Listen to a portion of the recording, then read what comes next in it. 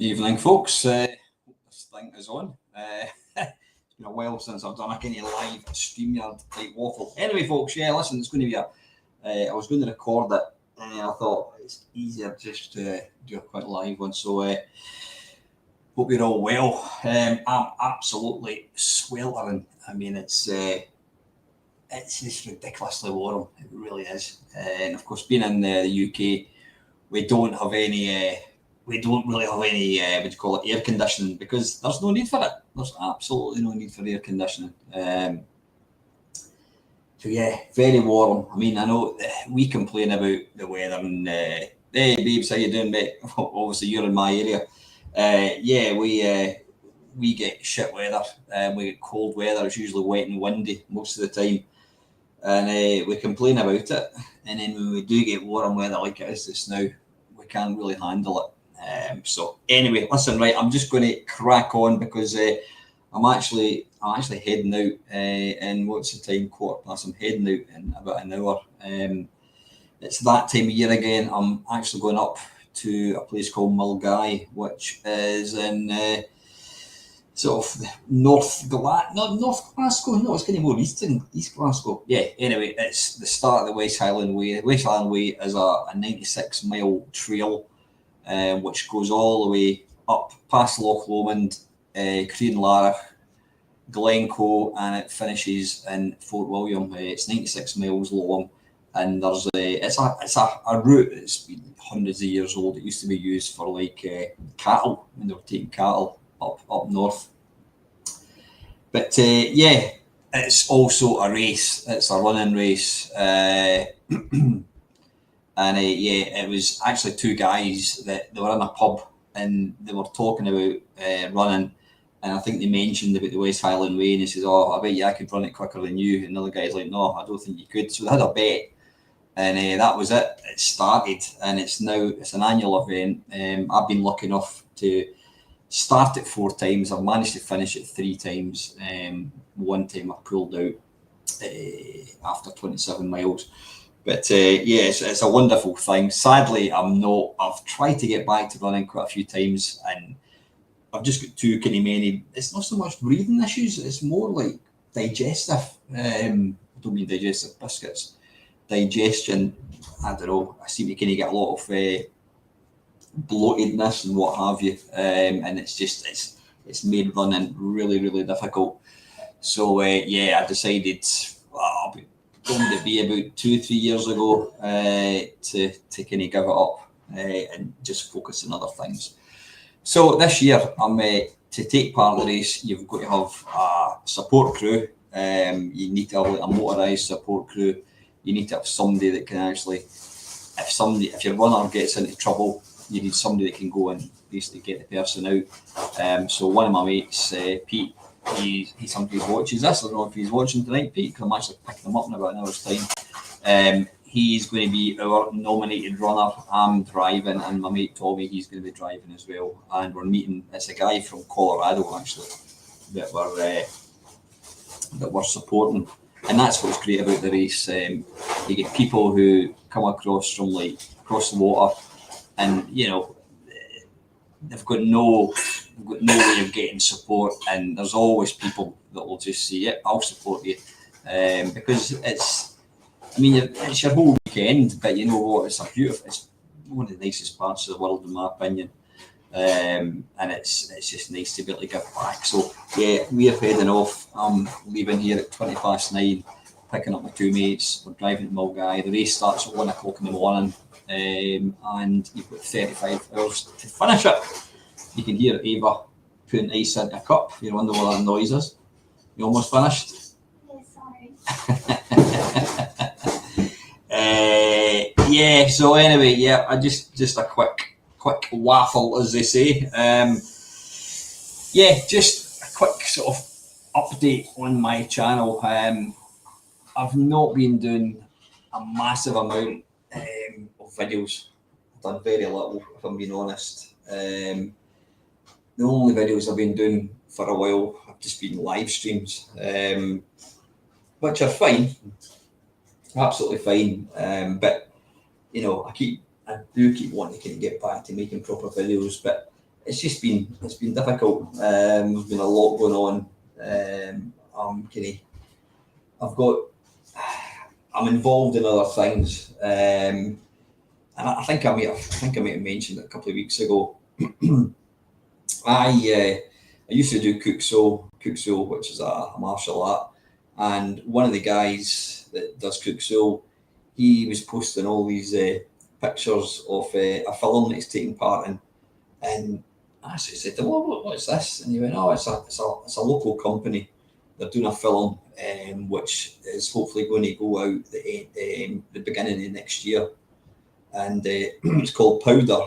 It's based on sort of two gangs. It's all about drugs, and all the people that are taking part are all just sort of like local people. Some of them, even like the main character, they've come from pretty hard backgrounds. So it's going to be pretty gritty. But anyway, he says, "Look, come along. You can put your name down for an extra." So I did that. So I was actually filming a couple of weeks ago. There's one little bit where I'm chasing the main murderer. I'm an undercover cop. So I'll be in it for like 10 seconds, as long as they don't cut that out. But I think that's quite an important scene, so hopefully I'll be in it. Yeah, I've been going along to that. That's on a Monday night, going along to kind of watch rehearsals. Really good fun. But then in addition to that, I've actually joined an organisation again in Livingston, and they make short films. They did a film about 6 months ago, and they're actually starting back. They're wanting to put out a film, I think probably September time, and it's going to be a horror comedy. So I went along last night with Eva, and Eva, the fact that Eva's coming along with me is fantastic. It's really, really good. Really kind of cheers me up. So I've been going along to that. So I've kind of, got one of them on a Monday. I've got my pool on a Tuesday. I've got that on a Wednesday. That on a Thursday. So it doesn't leave me an awful lot of time to make videos. And as I've said, YouTube has always got to kind of take a back seat. It doesn't pay the bills or anything like that at all. It is a bit of fun. I'm still going to continue to do them. I was down in Swindon Tuesday, Wednesday, and I met up with an old mate, and we were talking about maybe getting a podcast together. So hopefully, that'll be something coming out. So anyway, listen, I'm conscious of time. I'm just going to crack on with some questions, which I got. Oh, I don't know when. I do apologise for obviously the length of time. The problem is when I've been doing these waffles, invariably they're filmed in the car, so I don't really answer questions. So anyway, let's see. We've got a few here. Mr. Craig Flanagan. Well, Alan, this year, 20 years of YouTube. Is that right? Craig, 20 years, blimey. Was it 2005 it came out? How do you think it's affected your life? Considerably, Craig. Mostly, yeah, I would say 95% positive. It's given me a hobby. It's made me lots of new friends. It's the great thing about YouTube is it's kind of there, and it's not YouTube, it's the people that watch the videos, but it's given me something that's always there. If you're maybe feeling, if you're feeling down in the dumps or whatever, do a live stream. There's people there. It's great. I never really feel like I'm alone, which is fantastic. But it's given me a lot of fun. I get a lot of sort of positive feedback, so it's great. I mean, anyone that kind of has their own channel knows how it feels when somebody says that they like a video or they like what you do. That's you can't kind of underestimate how good that is. So there's that. It's given me a sort of outlet for creativity. I don't really get the creativity so much in live streams, and that's why as fun as doing a live stream is. It's like eating pizza. It's nice, it's nice, but it's not really good for you in the long run. And I think live streams are the same. They're fun, but you're not really doing anything. You're just kind of making an arse of yourself, playing some games, But no, like I say, it's given me an opportunity to kind of be creative. When I used to make videos, a big one. It's given me the opportunity to meet people that made the games that I love, the games that I played. Where else could I have really met Jeff Minter, John Hare, Martin Brown, Sean Sullivan, all these guys, all these wonderful, wonderful people that I've had the opportunity to talk to. And in some cases, guys like Bill Harbison, he's like a mate now. It's like, it's, I mean, Bill came in last night. I was doing a live stream last night and Bill popped in. It's like, talking of Ocean, there's a guy that did Chase HQ in the Spectrum, so it's been wonderful. Thanks very much, Ben. That's really nice of you to say that, mate.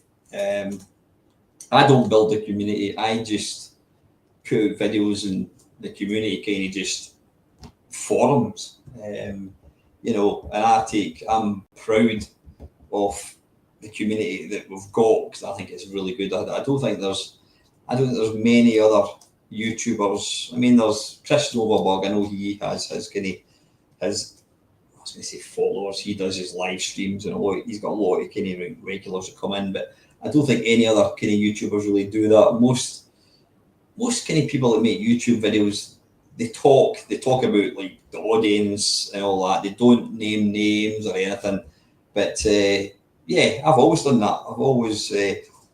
I always try and refer to people when somebody makes a comment. I'll speak to them, or I'll say I always talk to Dale Boy or whatever. But I don't want to make it exclusive. It's got to be open for anybody to come in. I always say that, and that's why I always try and, when I'm doing these live streams, I always try and encourage people just to say hello. Like, hey Mark, how you doing, buddy? Hey Dale. Yeah, it was a last minute. When I need, this is I'll do. This is I'm actually using my works laptop. Lots of wee kind of cheapy. I don't even know what it is. I don't even know what make it is. It's a cheapy webcam. But no, it's like I says, and Dale will be able to agree with me. YouTube has given me so much. It really, really has.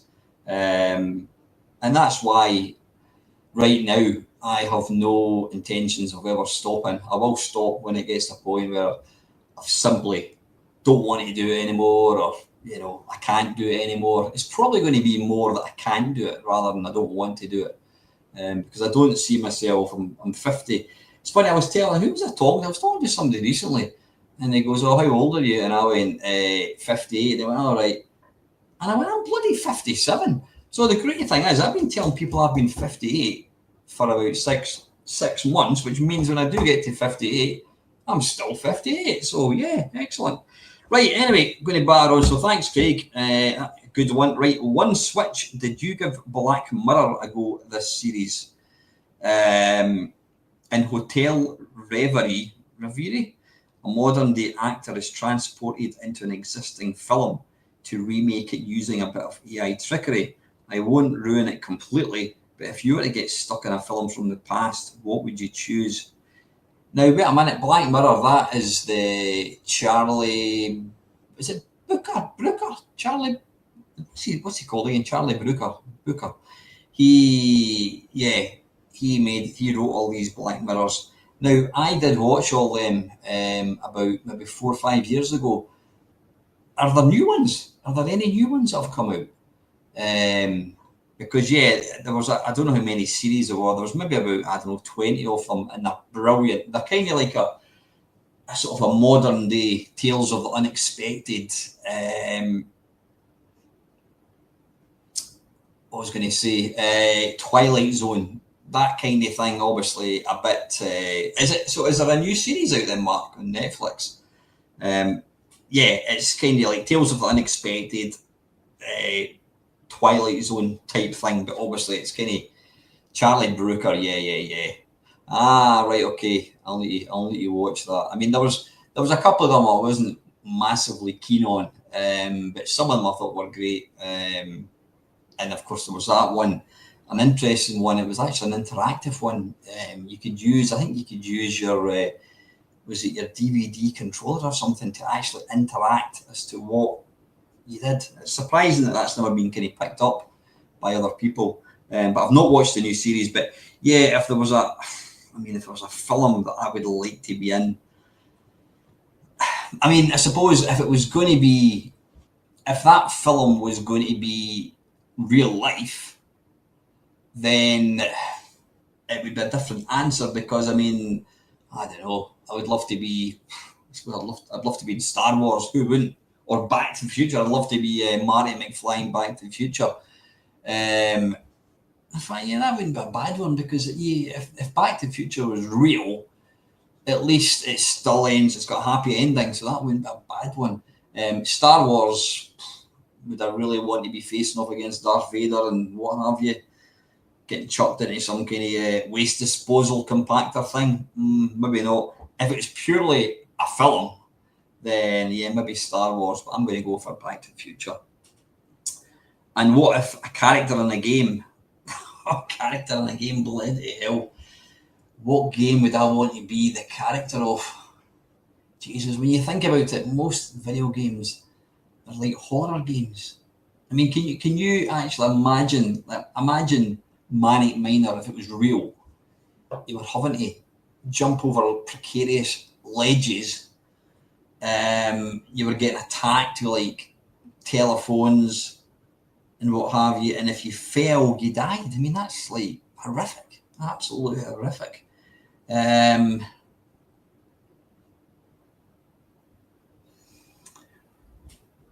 I'm trying to think. The thing is,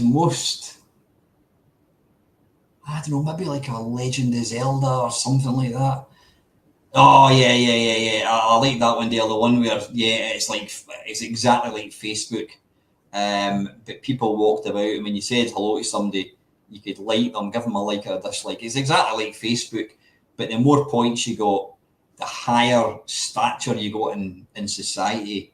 And if you had like more dislikes, whatever, then it meant that you were kind of scum and you couldn't get into shops and all that kind of stuff. So that was a good one. There was also one which I don't know if I liked it or not. The one where it's two guys playing a video game, but they were playing like a beat 'em up, and then they were like having kind of virtual sex. Yeah, I don't know about that one, but yeah, some great Black Mirrors.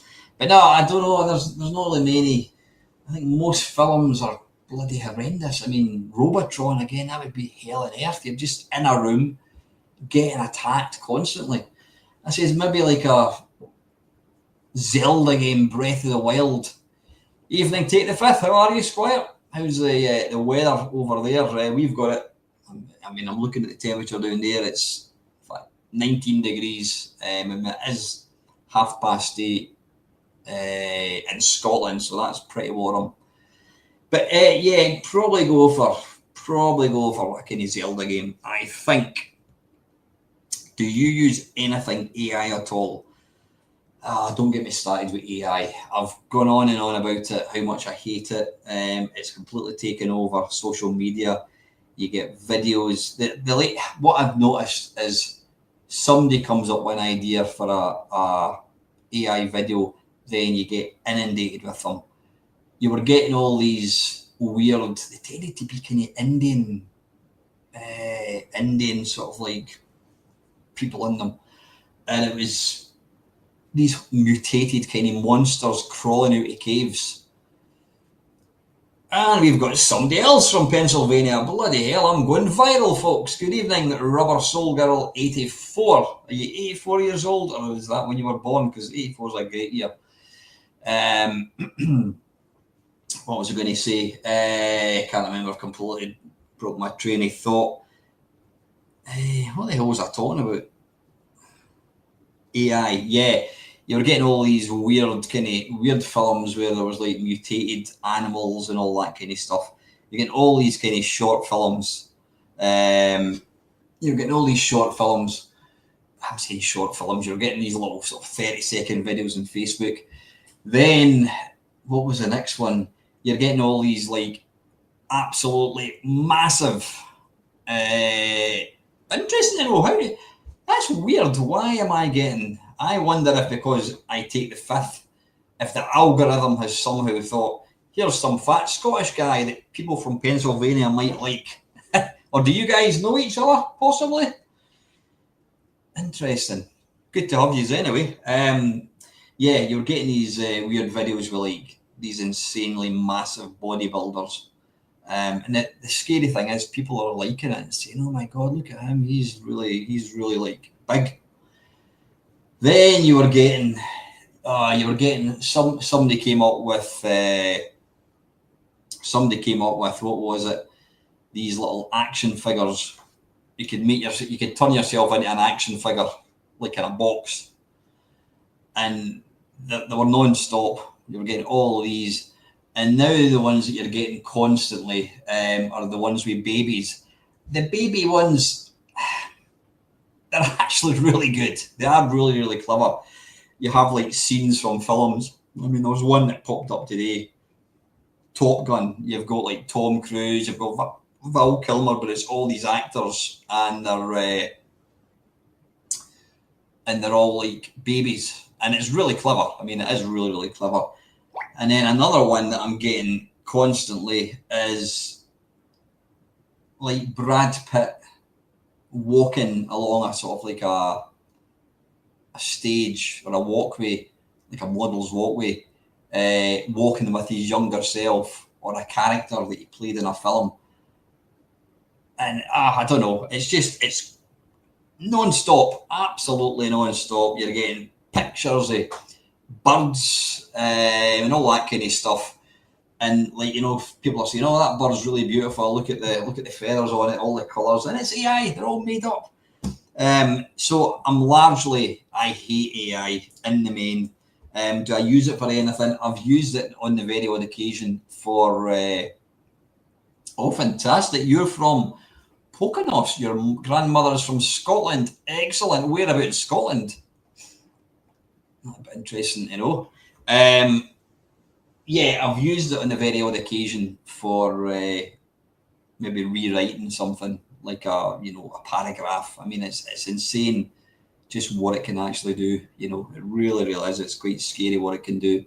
I mean, I did a couple of weeks ago when I was struggling to get questions for the waffle. I just asked whatever it is, chat, was it GBD or something it's called? I just asked it to give me some questions about the Commodore 64, and it came up with all these really clever questions. So largely, I detest AI. I really do. Have you ever used Parsec to play old retro games with a friend online?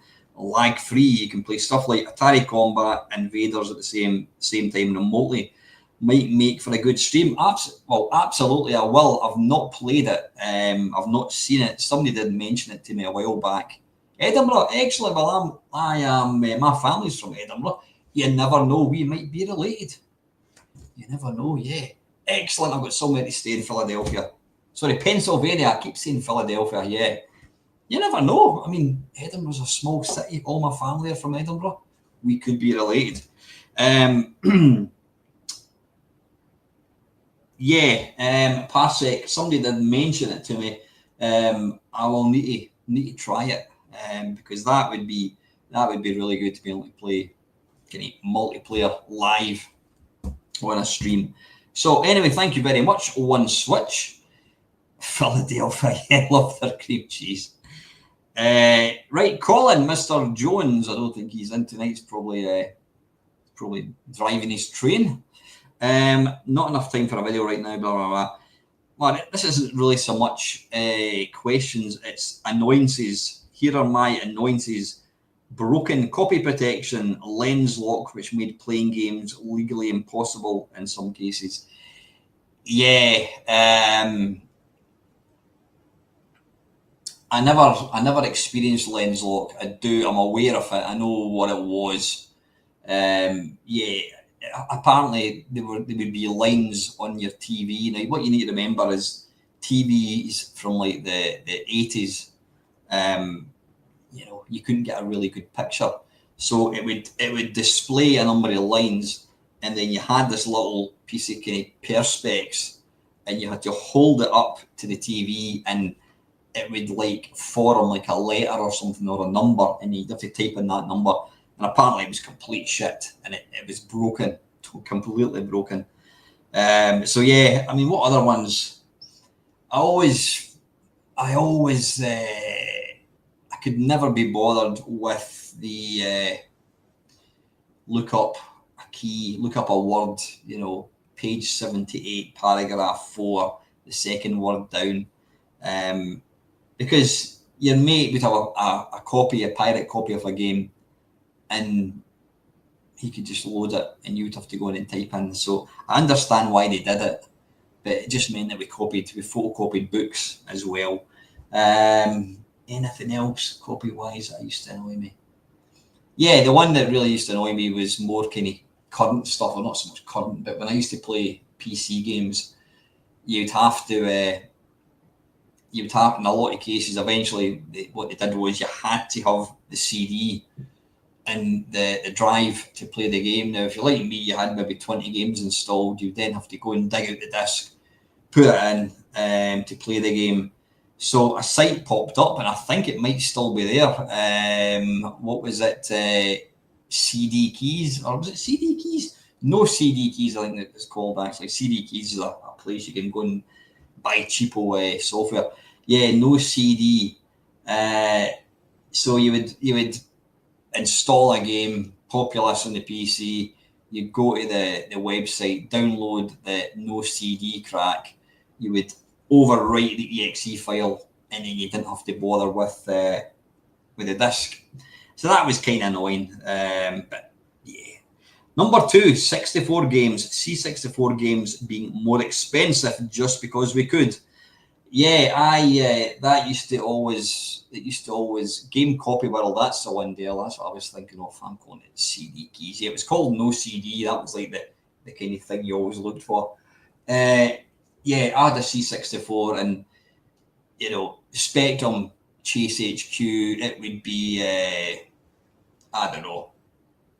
It would be £7.99 or £7.90. It was always 95. I think £7.95. The Commodore 64 one would be like £9.95 or £8.95, and my thick logic was, well, the Spectrum had 48k of RAM, the C64 had 64k of RAM, so there was an extra quarter of work to do. So they had to program. There was more programming involved. And apparently that's complete bollocks, because I've been lucky enough, and obviously I'm talking about how great YouTube is, I've been lucky enough to have Gary Bracey on my channel a few times. I think he's been on. It's definitely twice, might be 3 times. He was the sort of marketing director for Ocean Software. He was the guy that negotiated all the licenses for the Untouchables, RoboCop, all these games for Ocean. And I asked him that exact question, and he said, because we could. He said that their philosophy was, because the Commodore 64 was more expensive, the people that bought them had more money than a Spectrum owner. And so they thought, well, we'll get an extra quid out of them. And that was it. There was no other reason. Besides that, number 3 from Colin.